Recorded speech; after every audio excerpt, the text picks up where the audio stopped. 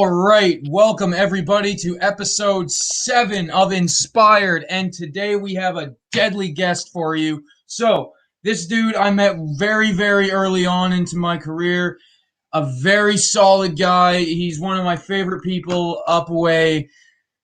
The one, the only, bulletproof, I believe, if I'm not mistaken. This is Leo London. Bulletproof Heart. Yeah. Bulletproof Heart, yes. How's it going, man? We haven't seen each other in years now. I think since Meltdown. When was that? That was what, 2017? I think so, yeah. Something like that. If not, we might have crossed paths in what was it, Saskatchewan or something like that. Yeah, that was Meltdown, wasn't it? Was that Meltdown? I don't know. Squig used to run Meltdown shows too. Okay. Yeah. I think it was HIW Meltdown. Yeah. Sounds familiar? Yeah, I think I done that pre-show gimmick. It was like a 5-minute 6-man tag. It was deadly.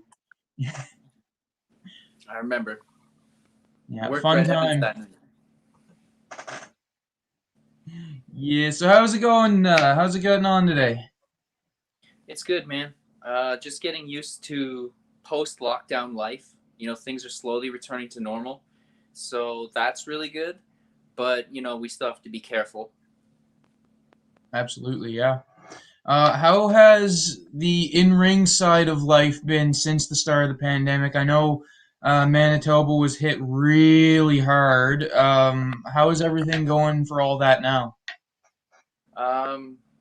Well, some companies have continued to run. I think CWE is still ran because they have a production and things like that. So they got around it through legalities, which is, they're a television production. So they have that privilege, I guess. And PCW just didn't want to run without fans because without fans, we feel that the experience is just different and it's just not there. It's more difficult. So they wanted to really save that live experience and keep PCWs special. And we are coming back potentially in September. But I haven't wrestled a match in 500 and I think 30 days or something like that. Damn. But I did get in the ring and I was training a lot. So luckily I've been active. So I'm not going to be totally rusty. Well, that's good to hear, man. You guys got the ring set up to train around in, eh? Mm-hmm. Deadly, deadly. So speaking of PCW, is there any PCW things coming up? Anything announced as of yet? Not announced, but if I was to wager a guess, I would say that we'll be back in September. It's just a matter of nailing down a date because the venue loves us and we love being there. We just have to align the stars. Make it work, yeah. Yeah. I absolutely love to hear that, man. So people keep an eye out for PCW. Make sure to follow all their social medias and all that jazz, so you can keep up to date on when you're going to see Leo London next. Outside of obviously his match with Nate Nixon here in on the 13th, I believe it is. Yeah, 13th and 14th. I'll be in Edmonton and Calgary, respectively. Beautiful. I just finished watching your promo you done for it before we got on here. I very much enjoyed it. And it makes me want to see the match. I mean, I wanted to see the match anyway, but it makes me really want to see the match now. So, yeah, props, kudos, brother. But to get into the, I guess, the theme, the gimmick of the show, inspirations, this is inspired after all. So, to get into it, where would you like to begin? Personal or professional inspirations? I think professional because we're gonna end on the big one. Yes, absolutely. So when I first started out, I wanted to be a Mitsuharu Misawa style heavyweight. Which, if you ever seen my body, that's not going to happen. And at some point, Adam Knight told me to stop trying to do that because you're killing yourself. I'm taking like unnecessary head drops and like all these things. And once I kind of accepted that I was never going to be a heavyweight, I really fell in love with the like Johnny Saints, Brian Danielson. Yeah, mainly those two. Steve Corino seems random, but yeah, Steve Corino, I love him. And Manami Toyota. And I really started developing my technical style that I'm known for now. And once I realized that that's what I want to be, and that's who I am, I could really zero in, focus, and then it just took me to different levels of my career. Like winning the tag belts with my brother multiple times, having the longest, most defending reign of the NXW championship, like et cetera, et cetera. I really found myself at that point. And that led to the forming of the Gentlemen's Club. And then the breakup of the Gentlemen's Club is what led to the My Chemical Romance. I love that. And I remember you doing the Gentlemen's Club. I think the Gentlemen's Club was being formed around the time I met you, was it not? Yes. I very much enjoyed your Gentlemen's Club work. What would you say was the biggest influence for that character, who that was? What did it mean to you? Where was the inspiration for that gentleman idea? Okay, so the Gentleman had two characters because I was a babyface in Saskatchewan and Alberta, but I was running as a heel in Manitoba. Mm-hmm. So the babyface was basically like, he was supposed to be someone who was actually from like the 1800s. So I didn't know what a cell phone was and like things like that, but the crowd never picked up on that part of the gimmick.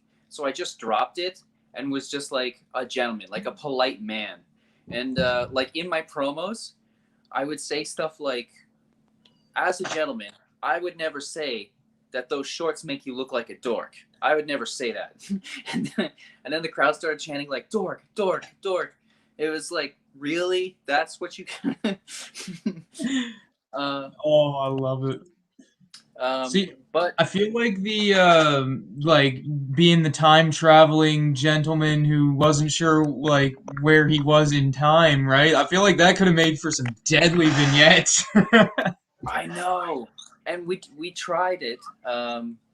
We tried it where like the GM was trying to give me my match, but he couldn't call me, so he had to walk to my house, and the bit was that he had to walk like all the way to Winnipeg because I didn't have a phone or a computer, and we shot the whole thing, and it just didn't work. Like the crowd just wasn't picking up on the joke, so it was unfortunate. But like I think with television and commentary to explain what was going on a bit better, it would have worked. But I thought it was a really high concept, ambitious kind of joke, and it just kind of went over everybody's head. But once I kind of settled into the, like, I'm just a gentleman, like a polite man. I don't cheat. Like I never threw punches in my matches. Like when the crowd would chant, like, noticed that. That's shit, great. I would tell them not to swear. Stuff like that. I love that. Yeah. And it's just the little things that, like, I'll be honest, the not throwing punches, that's something I actually didn't notice until you just said it. But now that I think about it, it's like, I don't think I've ever seen Leo throw a punch. So, yeah, that totally, yeah.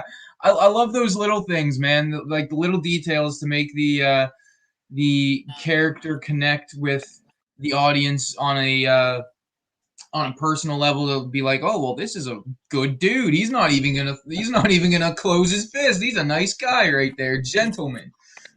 Exactly. But the main crux of it was in PCW, where I aligned with my brother David and Alex Vanna to form the actual Gentlemen's Club. Now there, calling myself a gentleman is ironic because we were real dicks.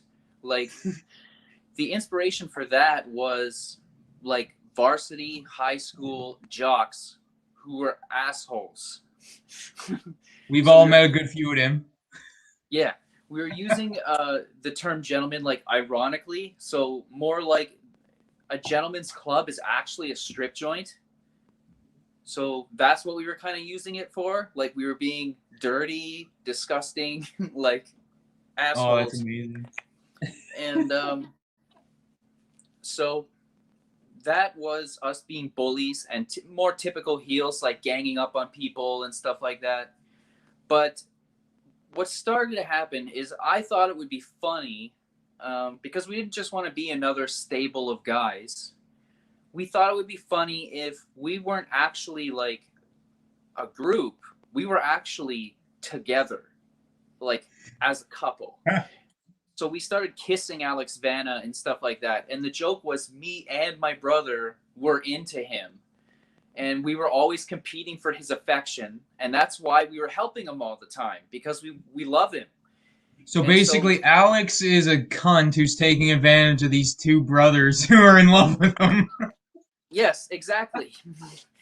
And at first, that wasn't the plan. I started doing it because I thought it would be funny, like to us. I didn't even think the crowd would notice or start to put it together.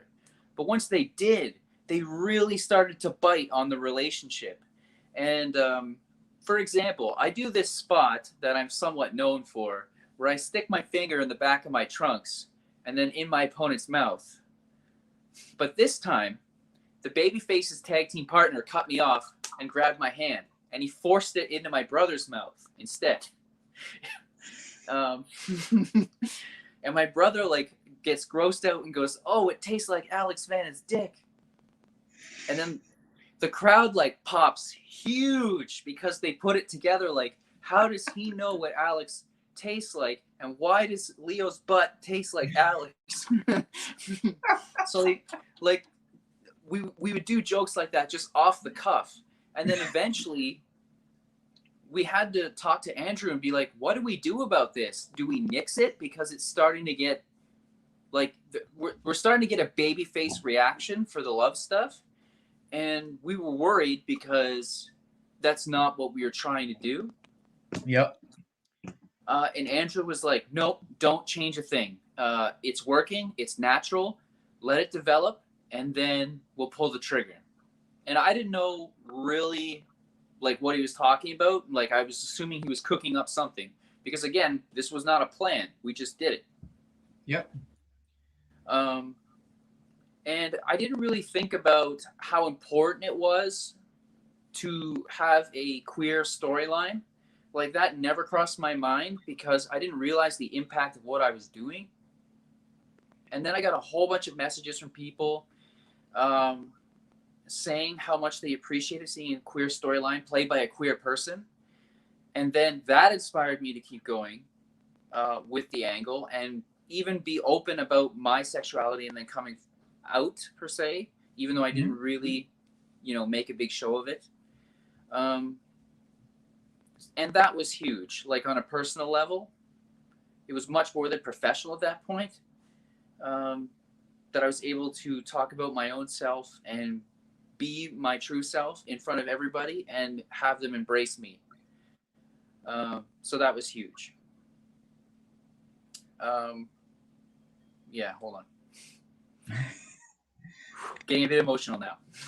So yeah, no worries, brother. It's a very emotional topic, man. And to be perfectly honest with you, like as soon as I heard that was the gimmick, if that makes sense, I was like, oh, that's very interesting.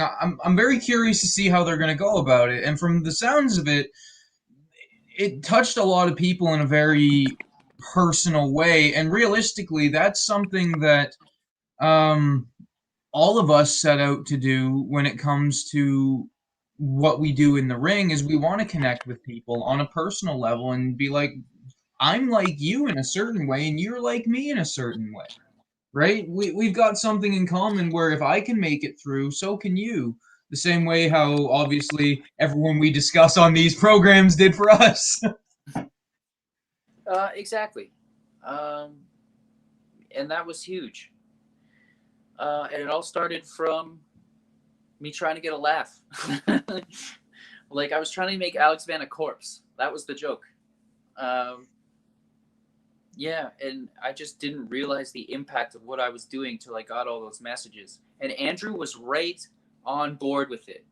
He he's never portrayed like a queer person as a joke. He's had queer characters, he's had queer performers, but they were never treated as a joke or a punchline, because he always wants his I think he said his like gay friend to be able to come to his show and not feel like he's being mocked. And Not that, feel like the butt of the joke. Yeah. yeah, that means a lot to me. And that's why one of the many reasons I'm so proud to work with PCW. And the big thing that led to the My Chemical Romance gimmick was Alex Vanna was the Canadian champion, and we were the tag team champions. He lost the Canadian championship and then cost us the tag team championships by turning on us. And then I was like, well, what do we do? I don't like doing things for no reason. And I really like character gimmicks happening with a cause. Like you don't just change your gimmick without any reason or something like that. So after he broke up with us, I started to think, and we were varsity jocks. Well, what else is in high school? And sad. And I settled on being like an emo kid from the 2000s. And my brother at first was not on board. He's like, no, I'm not doing it. There's no way. And I was like, come on, this will be awesome. So we went out and we got the Black Parade jackets. The one thing I wish we didn't do is the makeup, because now I have to learn how to do it myself. And I can't. So that's going to be an experience. I'm learning. I did a test run. I mean, you could save the makeup for the bigger events if you really wanted to make it a special thing. I've been told that the makeup is part of the gimmick now, and it's just something I have to deal with.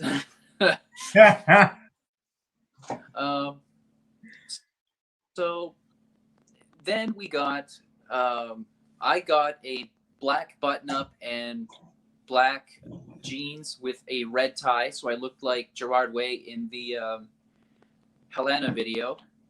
Yep. So we do the big entrance and we get a huge reaction. And the crowd is singing the song Helena with us. And it's amazing because that's like one of my absolute favorite bands. Like I'm talking top 2, right up there with TS. And wrestling coming together at one time. That's 60 seconds. That 60-second intro is probably like the most exhilarated I've ever been in the ring. It was crazy. I was so hyped, especially coming back from, I had a really bad injury between those two events. So the breakup happens and I get hurt. And then we return in the emo gimmick. So I was away for a while too. So I do the comeback, get the huge welcome, all that big stuff. It made me feel great. And that's what's inspired all of this new stuff. The promo that you talked about and the new style with like the black and white and the scribbled in notebook that I'm sure just about every emo kid in high school had. Yeah, and I've just been using that to deliver promos in a different way because most people, and there's nothing wrong with it, of course, because we've been doing it as wrestlers, we do it all the time, even at the level of the WWE. They look into the camera and they cut their promo looking into the camera. Usually there's just a wall or a green screen or something like that behind them. And I didn't want to do that. I wanted to, because I didn't want to put my makeup on that often. Nice way around it. Yeah. So I started doing this thing with the notebook. And then I figure like maybe I could give away the notebook to one of my Patreons or something as like a thank you or a prize or something. And yeah, that's where all of that developed from. My love of My Chemical Romance inspired the emo movement in the 2000s. really inspired the character and where it is now. And I've even got like I've dropped the 23 and the gents and all that stuff. I'm gonna frame it in full and hang it up like a retired jersey. Since Oh, it, dude, I since love it that. looks like the Cavs anyway, I figure it's perfect.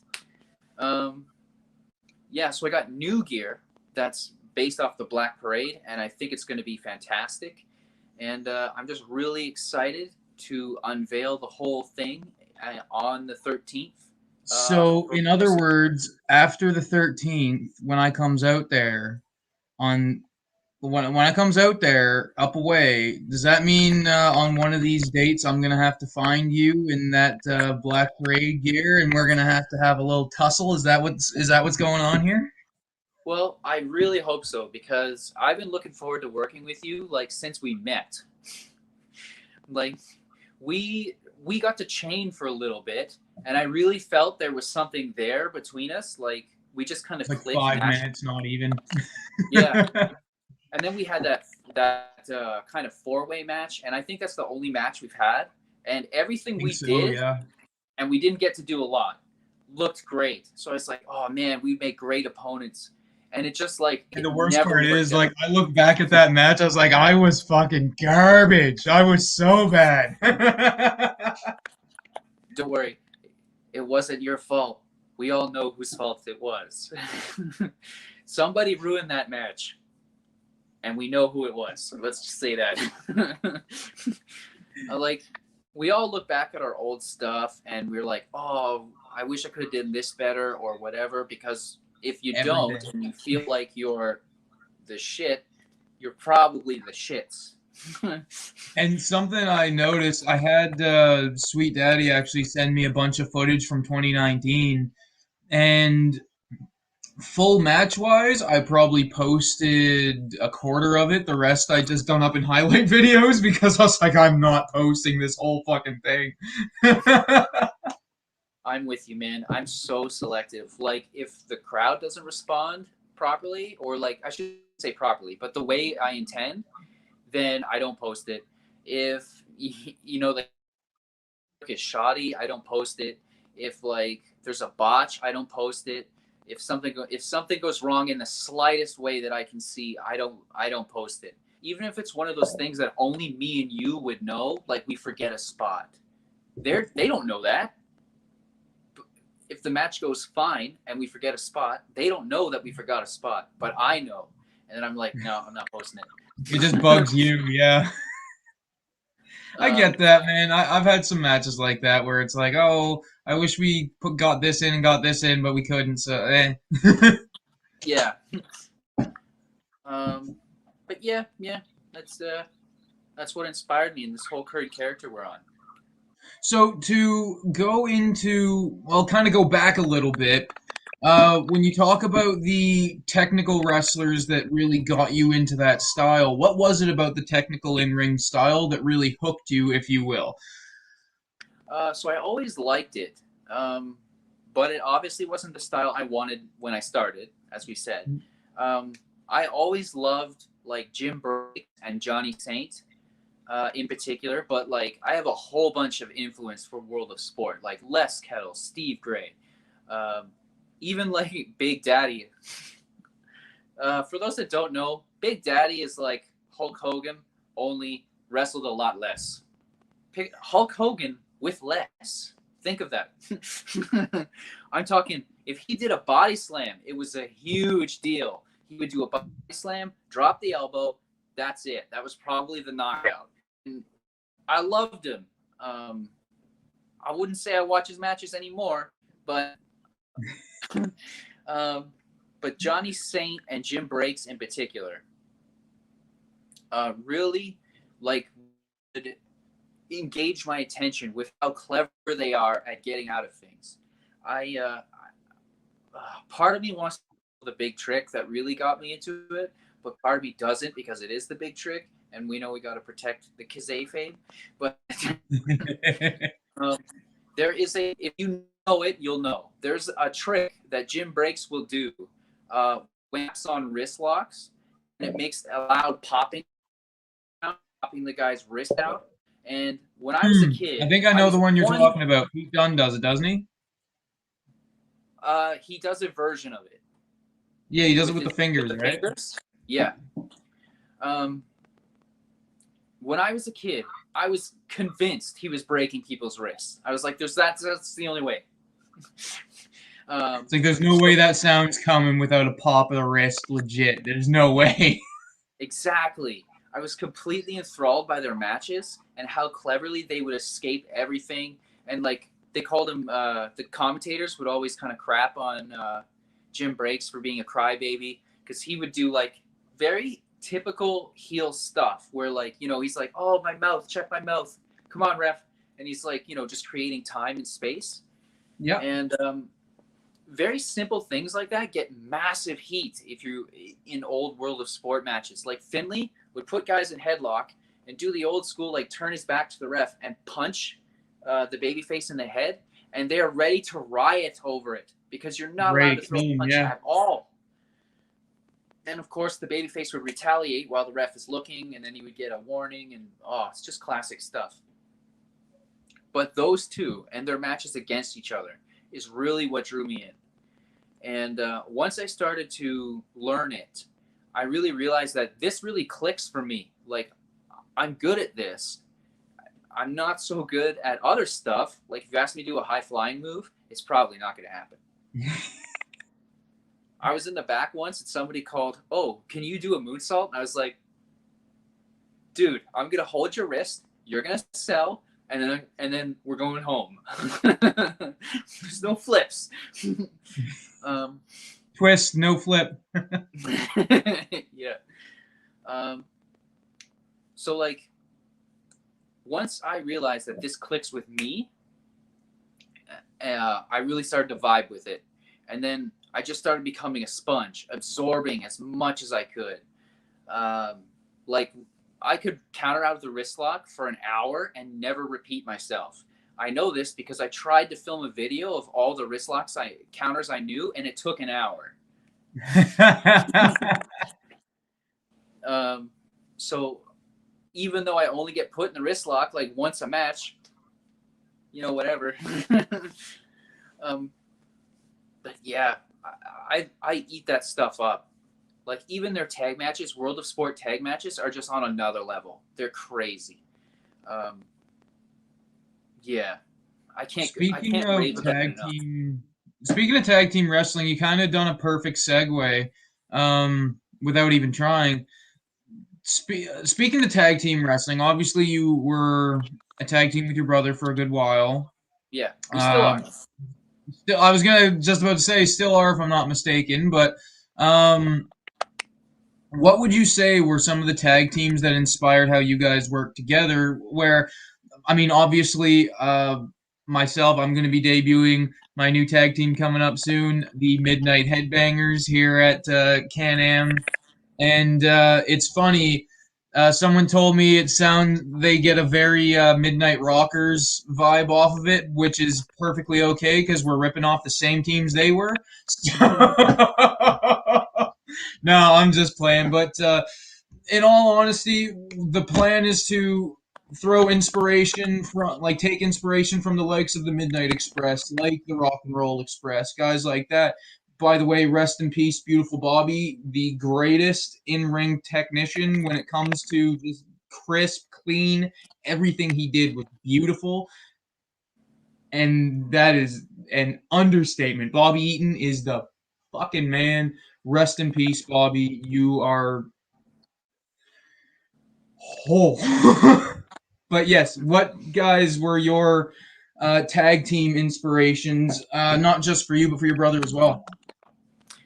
So my brother was really into WWE, like in the Attitude Era. So we love the Dudley Boys. We love their matches. So that's a big inspiration. And the Brainbusters. In fact, Danny Duggan once said we wrestle somewhat like them in matches. And we were like, shitty ones, yeah. But we're like shitty Brainbusters. But like, that was a huge compliment. I was about to say, yeah, because I know Danny's a big fan of those guys too. Yeah. We love the Revival. What are they called now? FTR, I think. FTR, yeah. We love them. Um, and we love the Elite. Johnny Saint and Steve Best.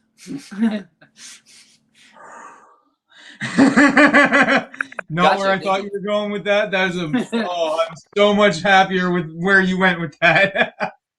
Yeah, Johnny Saint. Nothing against the boys today, but I'm a sucker for old school.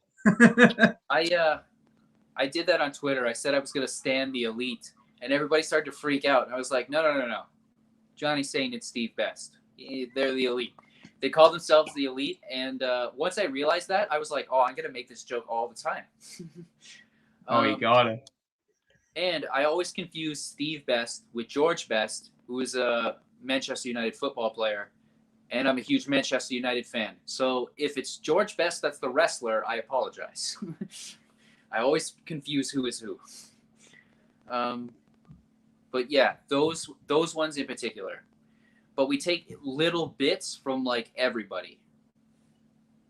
The only thing we'll never do is the shatter machine on the apron.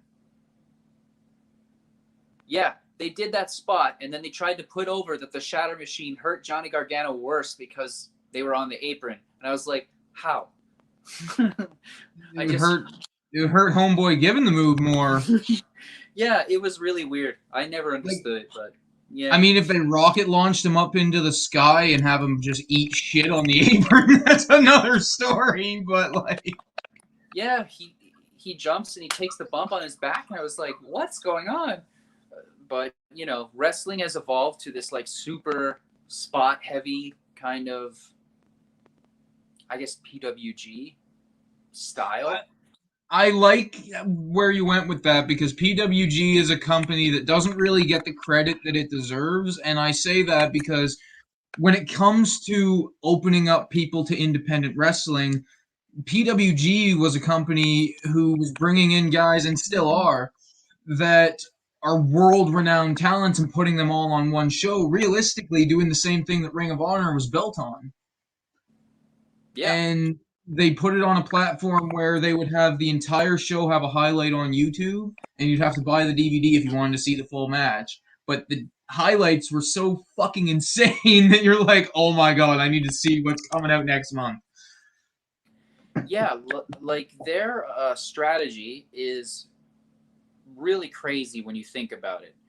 To bring in like world-class talent on, I think, a monthly basis, and like everybody wrestles like it's WrestleMania every time. Like they go out there and they do everything that they can do, including like Bryan Danielson and Kenny Omega did like a thumb war. Like you could get away with doing anything in PWG. And I think that's what's inspired so much of the indies now. Like I feel there's been a massive shift away from like the WWE style, even though it's like it's still super there. I'm not saying it's gone or anything like that. But you definitely feel the PWG influence, even on people like me who are not so spot heavy and everything like that. I just like if I was going to study somebody from PWG, I just watch Zack Sabre Jr. matches. Because I'm surprised you haven't mentioned him yet. Pardon? I'm surprised you haven't mentioned him yet. Well, I didn't discover him till I was already doing that style. Because at the time he hadn't really broken out yet. So what the night I won the NXW championship, Alex Vanna looked at me and went, "You remind me a lot of Zack Sabre Jr." And I went, "Who the fuck is Zack Sabre Jr.?" And then that's when I got introduced. So I wish I could put that in a time frame for you. I want to say like I only know it was Progress, but like Progress Wrestling Chapter 13. So a long time ago, like years and years ago. So I was already doing that style, and him and Pete Dunne really helped me really helped me like modernize it, because I was having real trouble getting that style over to in modern fans, because they're Yeah. used to like big slams and punching and kicking, and I don't do any of that stuff. Well, Like especially people tell me, out west, they're very used to the big man versus little man concept. yeah, yeah. So introducing like a scapology based chess match type style is very difficult, especially because like lots of people can chain wrestle. You have to. But there's very few people who are like, this is the entire match. We could do this the whole match and it would be great. And then one of us is going to do a small package and that's it. Like, I could do that. And I would love to do that. But that style is very hard to do long term and keep people's attention in the modern times. So they really helped me do that. And especially Pete really honed in who I was as a heel. He really helped. And I'm talking back. His gimmick used to be that he was like a punk rock like skater guy, like before he was the bruiserweight and really broke out. And it was really weird seeing him like that, because I remember seeing him before the bruiserweight, and when he shifted, I was like, this doesn't make any sense. Like, I don't understand it. I liked the old gimmick because I kind of connected with it, because punk rock and emo rock and like all that stuff. Yep. But obviously, look where he is. It obviously worked out for him. Oh, for sure. Yeah. Yeah. um, So going into the modern version of what brought you into the technical aspect, it's really funny because when you were talking about that, the first thing that went through my mind was first person comes to mind is someone who you could work really well with, in my opinion, Tyson Dukes. oh, yeah. I would like to work with him because he's so experienced, and I could learn a lot from him. And we've had some like interactions on like Twitter, but like that's it. I'm Mm-hmm. very familiar with him. Even made a joke when he was in the Cruiserweight Classic that he popped for. So I'm all for it. That's awesome. I'll be honest with you. Dukes is one of those guys who, when you're learning from him, he's going to help you a lot, both psychologically and physically. He's best kind. You guys have hit it off. Yeah, definitely. But anyway, back to Inspired. I got a habit of going on tangents that people who watch this show are kind of used to it now, I guess. But at least I'd hope. Um, so to move on to um, like to move out of the professional inspirations and going towards a more personal inspiration. I know when you were doing your gentleman's club gimmick, it kind of almost helped you come out and sort of become comfortable in your own skin, if that makes sense. Yeah. What would you say were some things that really inspired you to be able to come into your own and be like, you know what? Fuck what anybody else thinks. I am who I am, and I'm proud of it. Um, well, doing the I guess it would be polyamorous gay storyline. I guess.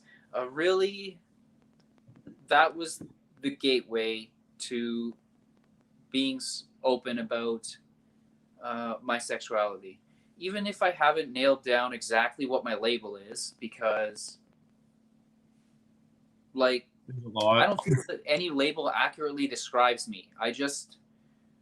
I'm more attracted. So, to sum up, I am attracted to who a person is, and what a person is irrelevant to me, if that makes any sense. It's the personality, not the physical, that attracts you. Yeah, so like none of that stuff matters. So I don't know if there is a label for that, and if there is, I still don't think I would use it. I'm just not comfortable. I don't want to be put in a box because my preferences could change tomorrow. Like, I don't know. Yeah. So It's one of I'm those so like day by day depends on what you're really into, if that makes sense. yeah, exactly. So even being able to talk about that publicly, I would have never done that before, ever. And By the way, kudos for being able to. This is not to be that way, but this is the show to do that. If you were going to choose a show to talk about it, Inspired is definitely something where this is a very inspirational topic, not just for obviously yourself. It took a lot of being inspired to get to this point, but the fact that you're able to talk about it these days and in such a seemingly comfortable way, it's a very powerful thing. And anyone who's watching who may be in the LGBTQ whatever bracket, do not be afraid to be yourself. Like legit, because if anyone who's going to tell you anything negative because you're being who you are is a piece of shit. Period. End of story. They're a cunt and they deserve to be throat punched and stomped out. Period. yeah, there is plenty of reasons to dislike somebody, but attacking somebody's sexuality or their race or their gender or anything like that is like the lowest form of scumbaggery.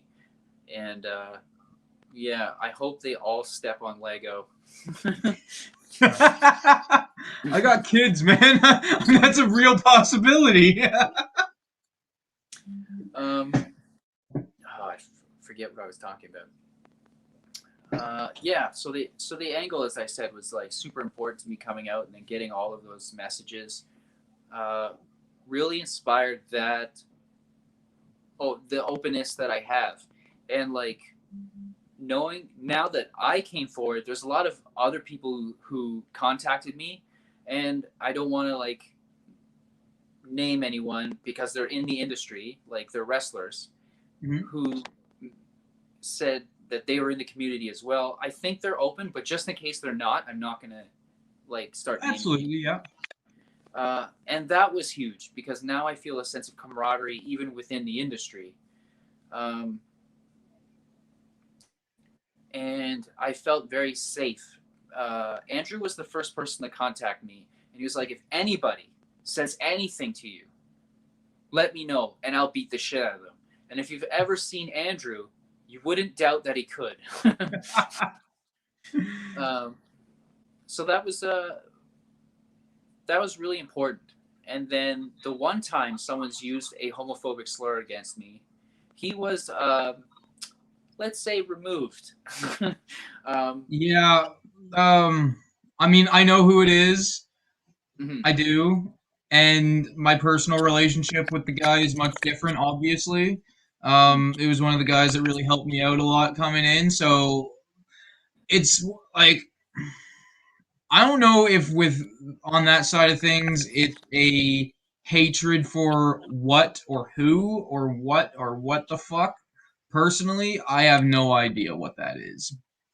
Um, uh, However, as soon as you told me, it was one of those like, fuck sakes. I think fuck sakes was my message to you I think so. right after. I was like, God damn it. I'm like, shit, man. Like, why can't we all just get along? Fuck. Yeah, it always sucks when someone like you were friends with him, and when they do something like that, it really changes how you see them. But luckily, for me, um, Adam Knight overheard, and you've seen Adam Knight, right? I have. I've met him a couple times. He's the cowboy one, right? Yeah, he's Yeah, I quite thought large, so. is what I'm getting at. He's very, very large. So when he heard, he stops and he goes, "Are we going to do this here, or are we going to do this outside? Because we'll do this right now." And then he got in Knight's face, and reconsidered after he assessed the situation. um, yeah, but he's never been allowed back in PCW. That's one of those, like, hopefully it was a learning experience. I hope I so. tru- I truly hope it was a learning experience because, again, I mean, we're not naming names, but I know the dude is a genuinely good person. It's just people can be shitty people sometimes. You know what I mean? Like, Yeah. Even if we, he didn't mean it in like against, he didn't mean it as as like a yeah, slur. He just mean it to hurt me, like me personally, and not hate me because of that. yeah. It doesn't matter. You don't It's use still, those words. yeah, Uh, even in especially casual. towards somebody who's in that group. Like, it's one thing if you're like if you hear somebody saying it and there's nobody around that would be personally hurt, but it's another thing when you're speaking to somebody to personally hurt them. You know what I mean? That's the Yeah, shit that I'm just like, fuck sakes, guys. Like, really? you still shouldn't be using it anyways, even if Agreed. somebody's not around. But like, it's just much worse when you use it on somebody who's Exactly. part of the Yeah. community. Yeah, yeah, I'm with you. Um, but yeah, that was the only negative experience I've had since coming out. Other than that, I felt very safe and very comfortable. And like I said, the one time there was an issue, that issue was removed by force. So like, And to be perfectly honest with you, I could imagine um how much of a good feeling you have towards someone like Adam Knight for being the one who was right there having your back. yeah, I always have felt that way about him. He's kind of my wrestling Papa Bear. Uh, I've mentioned him already, helping my career early and changing its direction. Um, but he helped train me. We've gone on to like he got my first bookings outside of the province. He was just like, hey, I'm driving to Saskatchewan by myself. I need somebody to come with me so I don't fall asleep in the car. And I'm like, okay, sure. I'm not even booked. I just hopped in the car and I went with him. And Yep. I ended up getting matches and I ended up working with HIW until it closed. So, yeah. That actually had me wondering because I heard HIW closed and I wasn't sure what the deal with that was. Without burning bridges, I suppose. What the fuck happened? Um, it's really difficult for me to say. Not because I don't want to not because I don't want to burn bridges, but because I don't really know. I know that Cash. I think this is just my personal opinion, and I think Cash was just burnt out running a company. I think now he is much happier as a performer, and I think that's what he wanted to do, and I think that's why he sold. But I don't have any evidence or anything to support that. That is just my theory. It's just a well, that might be what it was, but yeah, I mean that would totally make sense too because the job as a promoter, and that's something a lot of the boys don't understand, is the job it takes to not just promote all of your roster members, but your show, your brand, everything about it. That's a day and night job, and when you've got work, that job as a promoter is like so Yeah. that would totally make sense. And on top of like he's got his real job, on top of being a father, he's his I don't want to say I don't know if they're married or not, but like his marriage, I don't know if they're married or what their relationship status is. But the point is, Mhm. he's got a family, he's got Yep. a real job. Then he's a promoter, and like you said, that's a full time job. You got to promote all of your shows because HIW doesn't run once a month; they run in multiple towns Oh and yeah. all that stuff. And That's like, driving around the province, putting posters up, yeah, fucking for no financial return other than hoping the show goes well. how Danny manages it across the country, I have no idea. It's My insane. I I have no idea. Like those tours blow my mind. um, but yeah, I think that's why. I think that's why. But again, I have no evidence to support that, and I don't want to offend anybody, but that's just my theory. I think he's much happier as a performer. And realistically, like I've been watching a bit of what CWE's been doing lately with the HIW stuff, and I mean it's looking like they are using the key core HIW guys, if I'm not mistaken, sort of as a like to make up for the lost dates, if that makes sense. Yeah, I think some of the core HIW guys are on their shows. I'm not 100% sure. I know Davey O'Doyle was. I know they're still keeping the lineage of one of their titles. I think the Grand Championship. I think it's that one, yeah. But HIW shows without Sean Moore are not HIW shows. Like Sean Moore, Michael Clark, Mike McSugar, Cannonball Kelly. Like, I don't know if those guys get used, but they should be used. Especially Sean Moore. I can't talk enough about how great that guy is. He's so in Alberta, isn't he? good. Pardon? He's in Alberta, isn't he? No, he's in Saskatchewan. The Based fuck? out of Saskatchewan, yeah. Why did I always think he was in Alberta? It's probably PWA shots. Yeah, he works for PWA and Clandestine Society. Both. That's probably why, yeah. But he is phenomenal. I was in a match. We've only got to do a tag match one time, and he's against me, and he's doing stuff, and I'm just watching him, and I'm like, this guy is so good, and I start to forget where I'm supposed to get in the ring because I'm engaged watching what he's doing. He's that good. So everybody's supposed to come in and feed for him. He hits somebody, and the guy bumps weird. So now he's standing. The guy bumped in between Moore and the next guy that's supposed to run at him. And without missing a beat, Moore just jumps over the guy that was on the ground and hits a back spinning elbow on the guy instead of the guy coming in. Like, didn't miss a beat. It was crazy. It seems small, but to go from like, I'm supposed to stand still, you know, typical stuff. You're supposed to come in and the guy's in front of him and he still nails it, even though there's a body in between him and his target. It was incredible. Go watch Sean Moore matches. I was really enjoying his work when I was watching it, to be perfectly honest. Everything he does is very smooth, very crisp. Like, you don't see him make very many fuck-ups, if that makes sense.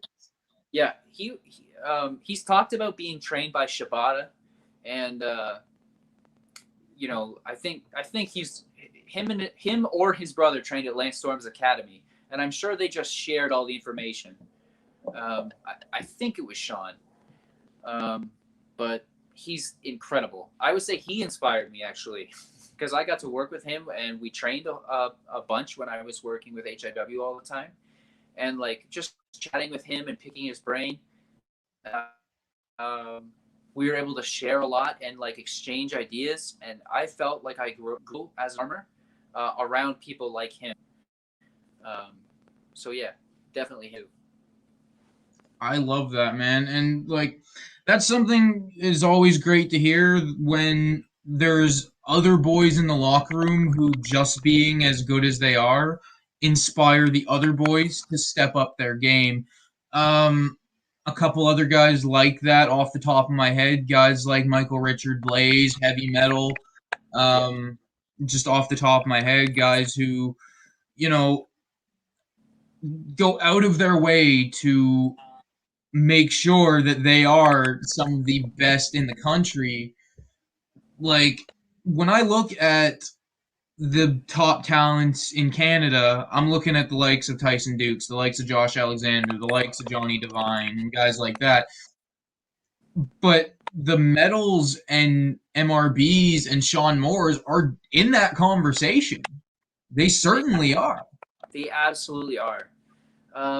I don't know who published it, but somebody published a list of the 50 like Canadian wrestlers to watch out for, and I was on that list, and I was like, what? But Sean Moore wasn't, and I was like, oh, well, this list is bullshit then, and it just doesn't matter.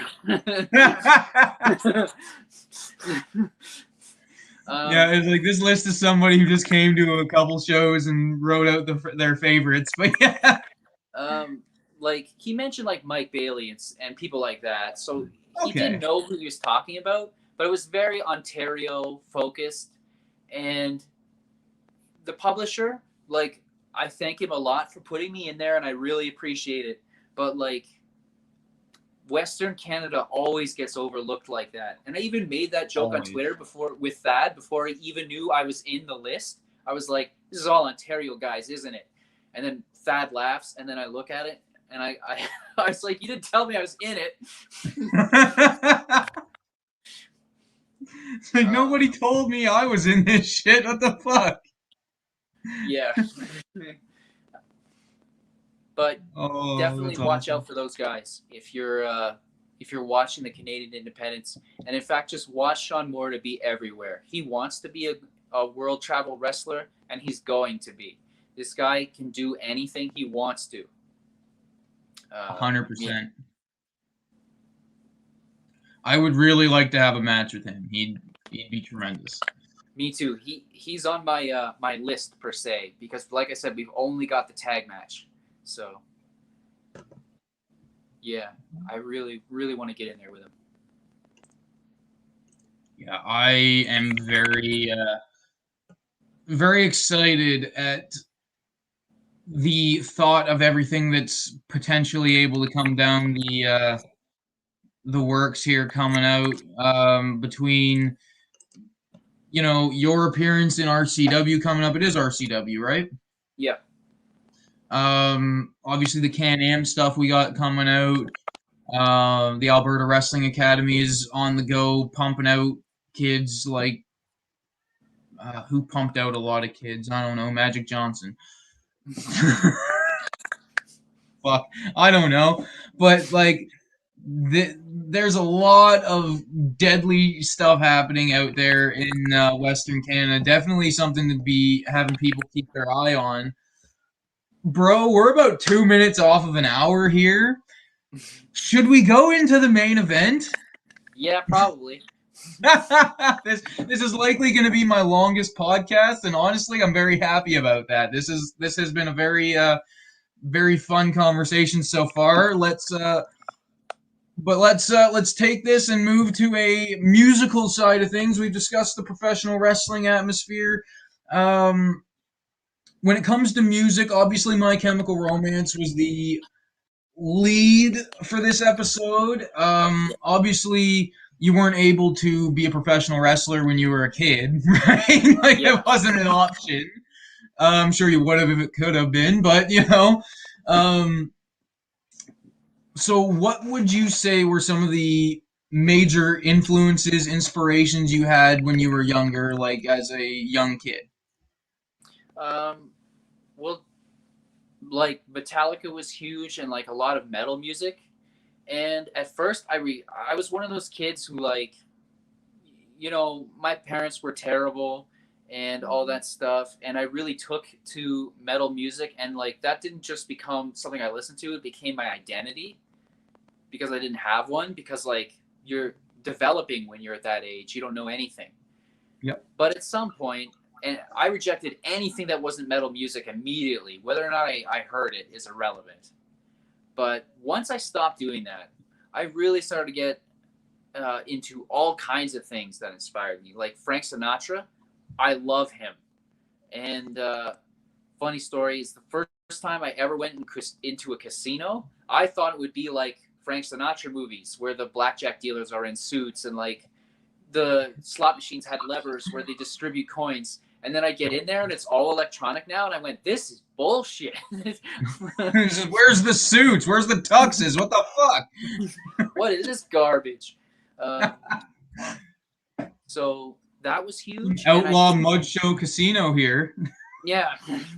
I think that change in me, going from strictly metal is everything to a more open view of music, really kind of changed my whole life, because I became open to many things, not just music. It was like me maturing as a person as well.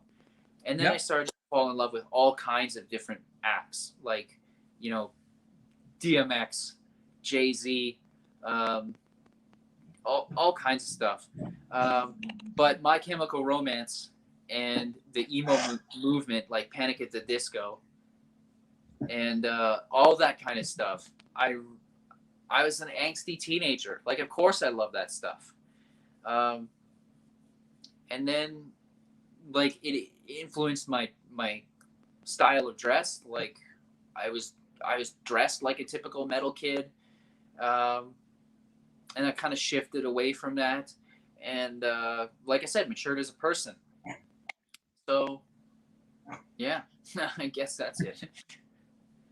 Absolutely. And I mean, I suppose we're being joined by Maisie right now. We're being joined by the little one. But yeah, so going into the angsty teenage years, if you will, is kind of when My Chemical Romance was hitting their stride. So when they came out, what was it about them that really caught your attention? So at first, I rejected them because they weren't metal. But around the time, I think 2006, on October 23rd, my birthday, by the way, the Black Parade got released. And that was huge for me. Huge. Welcome to the Black Parade is like an anthem for emo kids. And it was an anthem for me. It was amazing. The video blew me away. The music is incredible. Their style evolved. Like, I still am not a huge fan of their very first record. I like it. I don't love it. But Three Cheers for Sweet Revenge, Black Parade, and then even Danger Days, I like it. I don't love it like I love the Black Parade. And then Weapons and stuff like that. But yeah, definitely Sweet Revenge and Black Parade. I love them to death. And the imagery and everything, like, really drew me in. And then, like I said, it inspired the way I started dressing, and, like, it really just opened me up to a whole new world musically as well. Like, they reminded me so much of, like, if Queen was an emo band, they would have written the Black Parade. Holy shit. That's a great comparison. Oh my god, I didn't even think. Oh, that's deadly. Yeah, I'm pretty sure, like, other people have said that. Like, I'm nearly positive, because, like, the Black Parade, if you watch the video and, like, wearing the parade jackets, I think that's taking inspiration from the Beatles directly.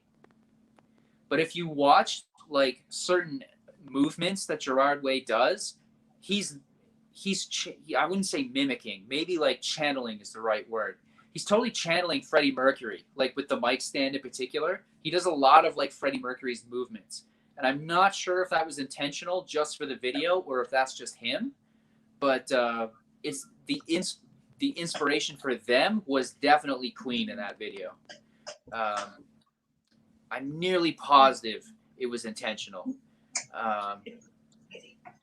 But yeah, I never got to see them live because they broke up. Just until recently. I don't know if this is a compliment or not. The wife just came in and said you look like Patrick Swayze, so I'll take it. He's gorgeous.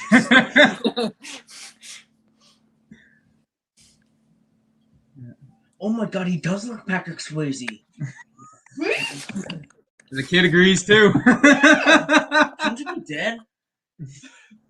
Swayze's still alive. No, he's not. No, he's not. What He the died of fuck? cancer. What? Where have I been? He's definitely nothing. He's a hottie though. Yeah. Who was he?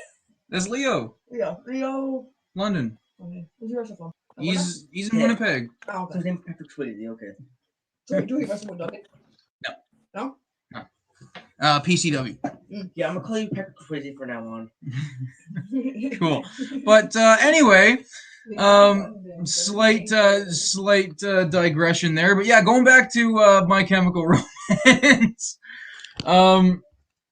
You said how the style really influenced not only your physical, what you wore, what you dressed like. How would you say the music they had, especially lyrically, affect you psychologically? I really connected with a lot of like the more angsty songs because, like I said, to gloss over how shitty my childhood was. Let's just say my parents were shit. So like I'm Not Okay and songs like that really spoke to me because I wasn't, and I felt like somebody finally understood me. And I'm sure a lot of people feel this way about My Chemical Romance. But yeah, I felt like Gerard gets me. He's been through what I've been through, and he understands it. To the Black Parade being a concept album about death and stuff like that, it just think a lot more about the music I was listening to and subtext and like all those things. It really inspired me to just think more about what I was listening to and think of multiple layers and songs. Like I don't even think I realized Master of Puppets was about drugs for the longest time. Like probably until I had listened to the Black Parade already. I didn't realize it was about drugs. Like, yeah, that blew me away. The light came on per se when the Black Parade came out, and it made me look at all the music I was listening to and really listen to what they were saying and what it means. And man, especially three cheers spoke to me on a personal level. Yeah, especially and I'm sure there's a lot of angsty teenagers who will say the exact same thing. That's awesome, man. And like, I know you touched earlier on how obviously there's a massive My Chemical Romance influence on the Bulletproof Heart. Where would you say that? How would you say you pieced that together? Because I know you were going for like the emo kid in high school sort of vibe. Um,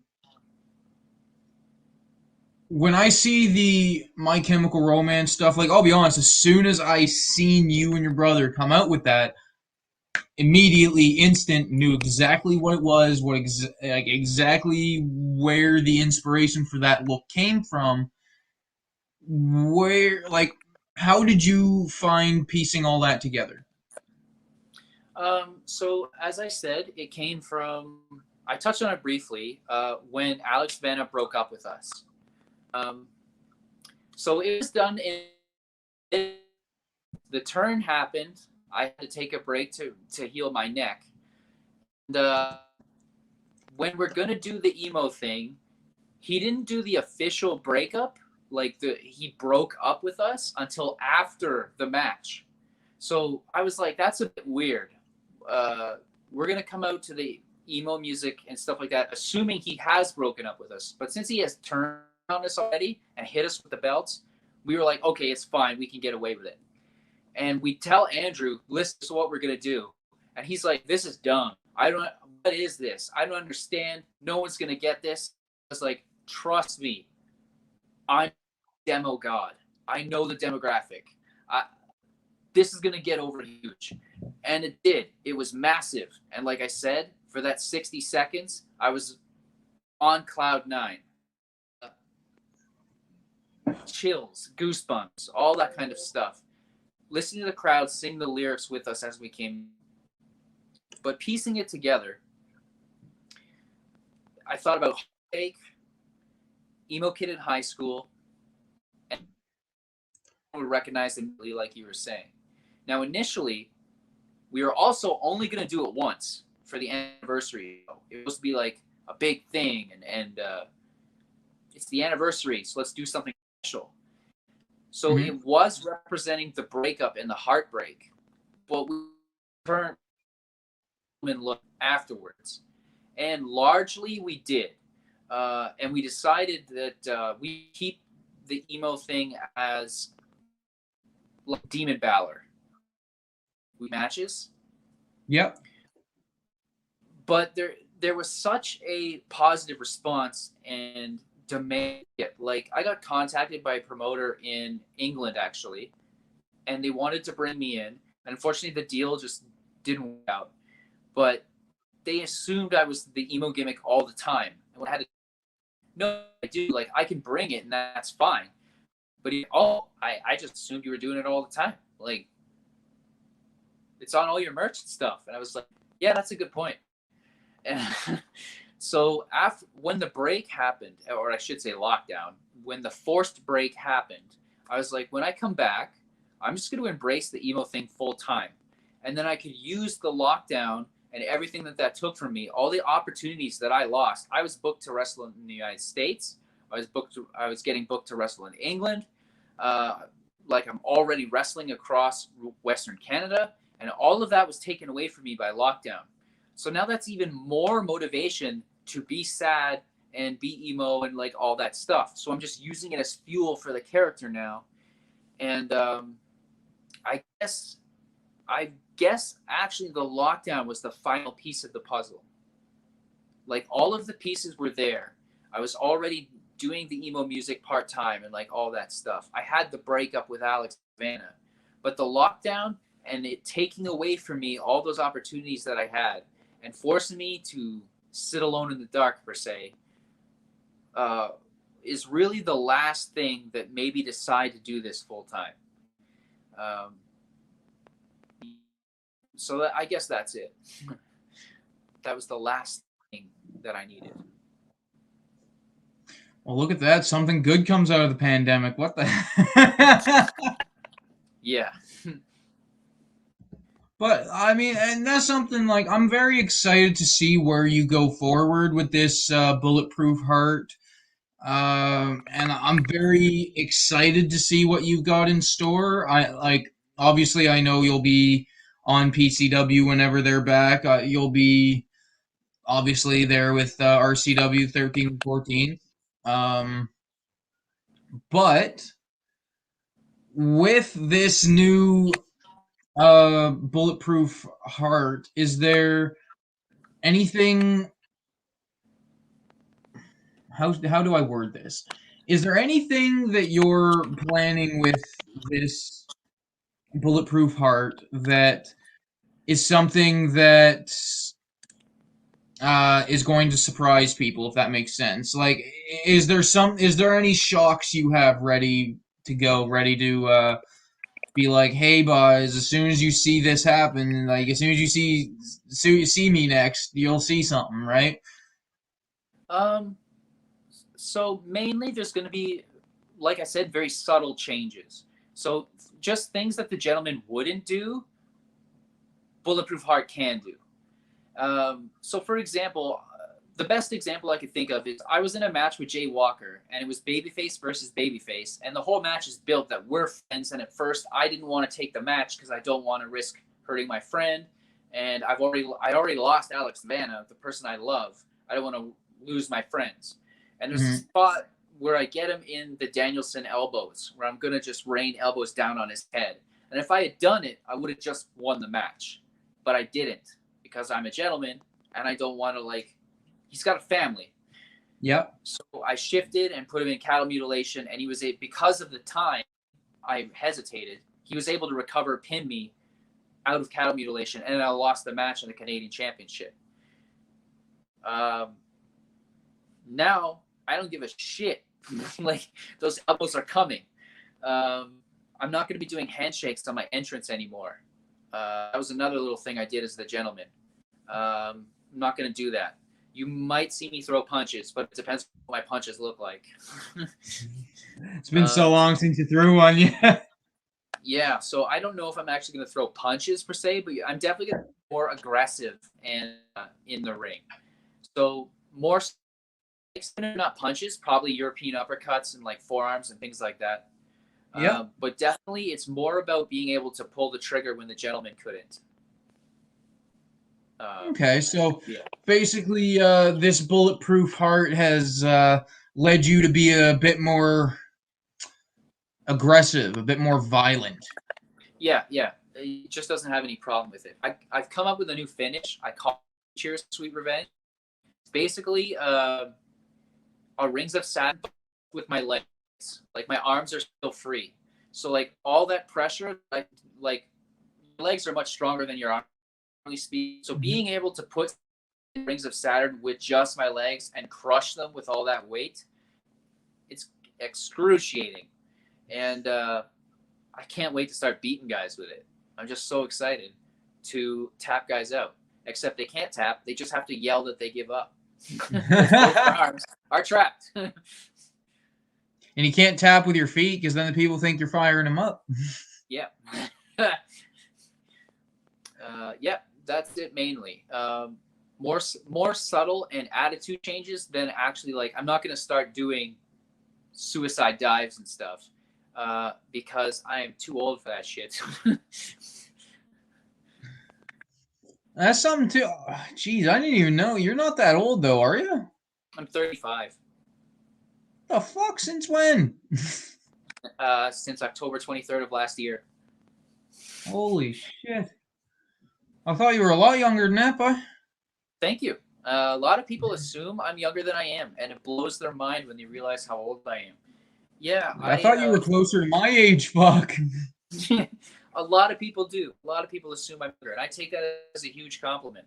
I just take care of myself. Like I don't put toxins into my body, so I maintain a more youthful look than some people who are, who might partake. And there's nothing wrong with partaking. It's just not something that I've ever been into. The only drugs I'll put in my body come from a doctor, and it's a handful of them every morning. Yeah, my doctor just happens to be on the side of the road sometimes. But anyway. Oh, fuck. Hey, man, we gotta bring some comedy to it sometimes. What can I say? But, I love that, though, because it's something where it's a very... I can't say it's very difficult because, like, obviously, if it's something you're not for, it's not as difficult, right? But like, Yeah. I don't know. I've always seen the people who live their life very clean cut, almost in a straight edge lifestyle, be very, very strong willed. Yeah.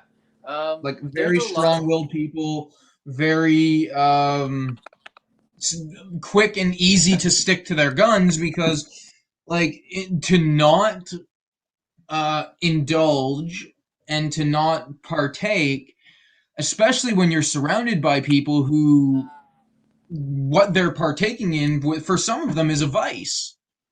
Yeah, Right? absolutely. So when you're around a lot of people like that, it becomes a lot harder to nah man, I'm good, right?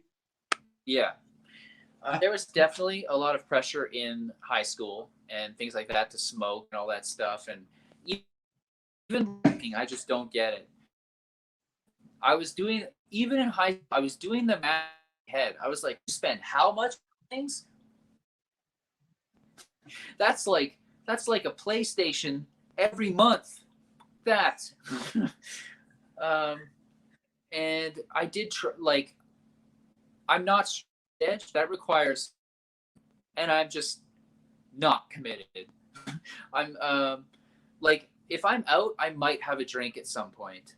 Like if me and Dylan Stone ever get to party again, I'm gonna party. I love Dylan Stone. And like in the business, especially, there was a lot of pressure. Like there was a time where I was at an RCW show, and me, Scorpio Sky, Scott Justice, Eli Surge at the time, my fiance at the time, and then that was the first time I met you. Yeah, the Monster Abyss are sitting at one table, and there's another table of other guys, and me, Abyss, we're all exchanging like Twitters and stuff, like so we could stay connected, and nobody at our table is drinking. They're drinking, they're doing their thing, and they start burying us. They're like, look at these fucking kids and blah, blah, blah, blah, blah, blah. And it says, why don't you shut the fuck up? If they don't want to drink, they don't drink. I was like, whoa. and it happened to be my birthday on that tour. And Abyss was like, I want to buy you, but you don't drink. Can I like buy you a pet or something? I was like, fuck yeah, you can. That's awesome.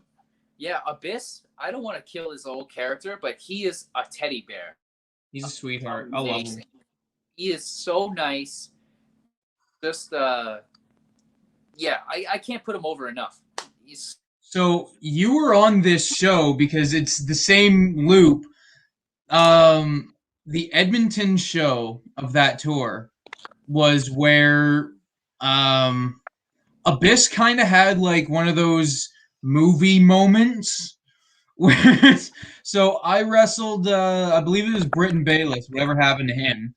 And the match was just garbage. Like, I didn't know what to do when it came to putting a match together. He was still super green at the time, so it just wasn't going to go well. The match got ran in on and thrown out, right? It was just bad. I remember. I ended up going out in the ring truck after, and I had myself a little cry because I was right distraught because I had a shitty match. And meanwhile, now looking back on it, how many shitty matches I've had. But at the time, it was just a, man, this fucking sucks. Like, I wanted to come in and do fucking good, and here I am just shit in the bed. Fuck sakes, right?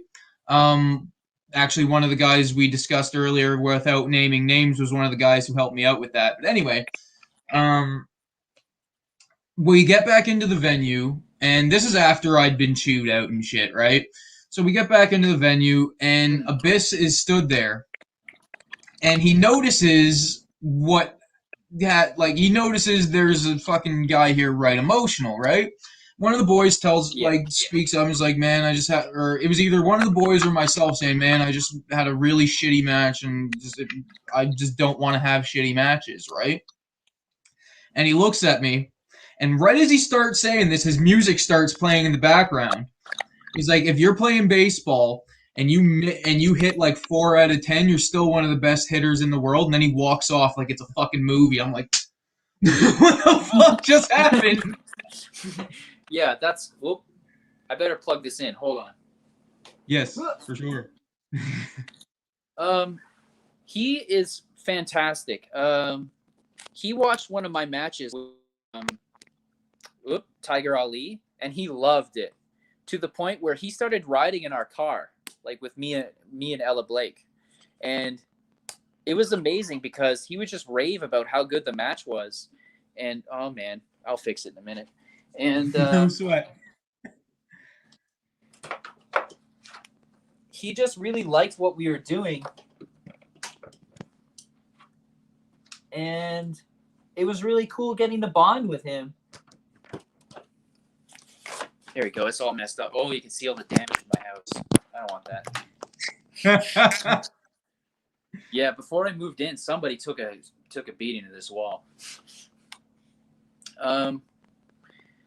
Yeah. So that was my experience with Abyss and drinking. And not drinking, actually. That's good, man. I really like that. Like, I knew he was a class act. I didn't know that story, and that's damn. If anyone's gonna become that much more of a class act after that, holy shit. Yep.